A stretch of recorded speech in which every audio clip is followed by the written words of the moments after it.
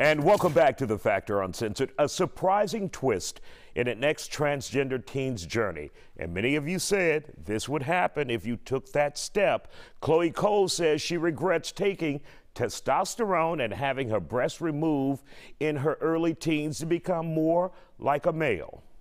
Because I do not have my breasts, I no longer have breasts. I'm not able to breastfeed whatever future children I have.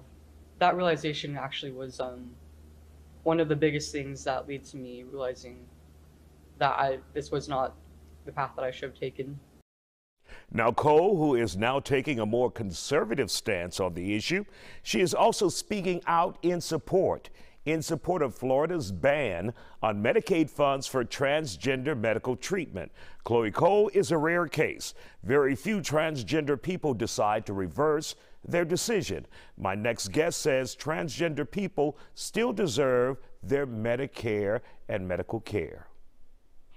So your thoughts on her and Florida's move to block Medicaid payments and benefits from those who may want gender-affirming care or health care who are transgender?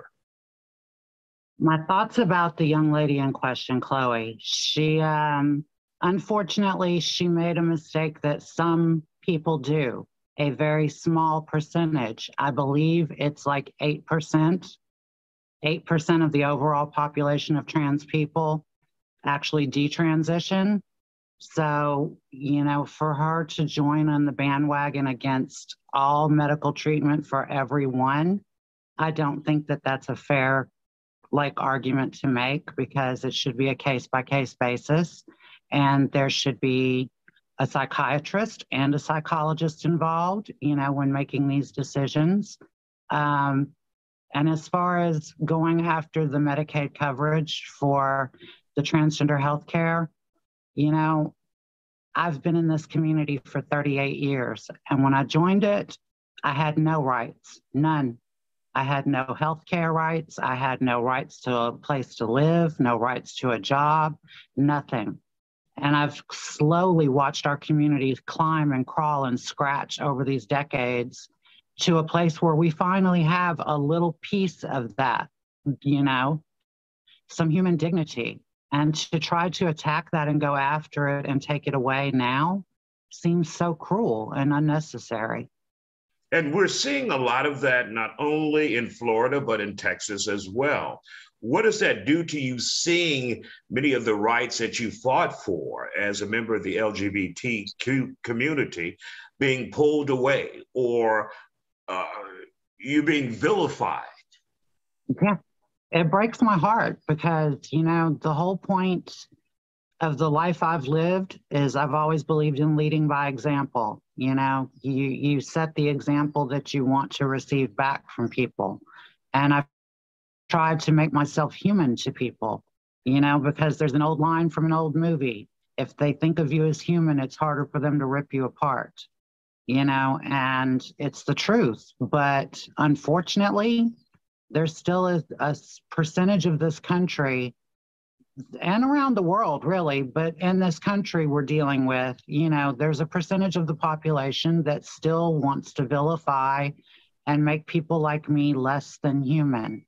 And we're not. We're just human beings like everyone else, just trying to live our lives. And these things that we go through and these procedures that we undergo, they're not just elective because, ooh, we feel like it one day. It doesn't work that way, you know, and it is very sad. But does individuals like Chloe hurt your argument when she felt like it one day and now she says she's changed her mind? In her particular case, you did it in what I thought was a class act. You said some people make mistakes, about 8%, and you did not attack her. No. I definitely would never attack her. In her particular case, I feel like surgical intervention was introduced way too young. You know, 15, you can still change your mind. Absolutely. At 15, you may not know what you really want as far for the rest of your life to go as far as permanent surgeries, you know, but with medications, I feel like there can be a different conversation had, because you can freeze sperm and you can freeze eggs for people who are concerned about the fertility issue. You know, if you don't do you could go the route of not doing puberty blockers, freeze the sperm or the eggs, depending upon the case, and then introduce estrogen or testosterone, depending upon the case, when that child is of an age that they're, 15 about, I would say. And 14, 15, I was 14, and I wish I had done it at 12 or 13, to be honest with you. But being reasonable with people, 14 or 15 to start hormones, if you've had that conversation with them about the sterility, and if you talk about the process of possibly preserving what they have so that they can have biological children later on, then I think medication could certainly be a conversation on the table. For those who support the ban of Medicaid funds for gender affirming or gender dysphoria in Florida, do you think that will do damage to those young transgenders who may know for sure this is what they want to do? Do you think the rule blocking Medicaid funds from being used for that will be damaging down the road? Absolutely. Absolutely. And it's the intention of it. There's always this discussion of, no, it's coming from a place of good, wholesome Christian values. But I'm sorry, Christ wouldn't have taught to go after people and attack them and strip away their rights. He just wouldn't have. So, they kind of make themselves hypocrites when they make some of these arguments, in my opinion. And I just feel like stripping away the little bit of healthcare rights that have come along, and they have come along, and yes, there are procedures that are being paid for by the Medicaid system. But again, it's the perspective of, do you look at it as elective or do you look at it as life-saving surgeries? And in many people's cases, it's life-saving surgeries. It's not elective. All right, Jamie Gendron, thank you for joining us from California. We appreciate your time and for you being here on The Factor Uncensored tonight.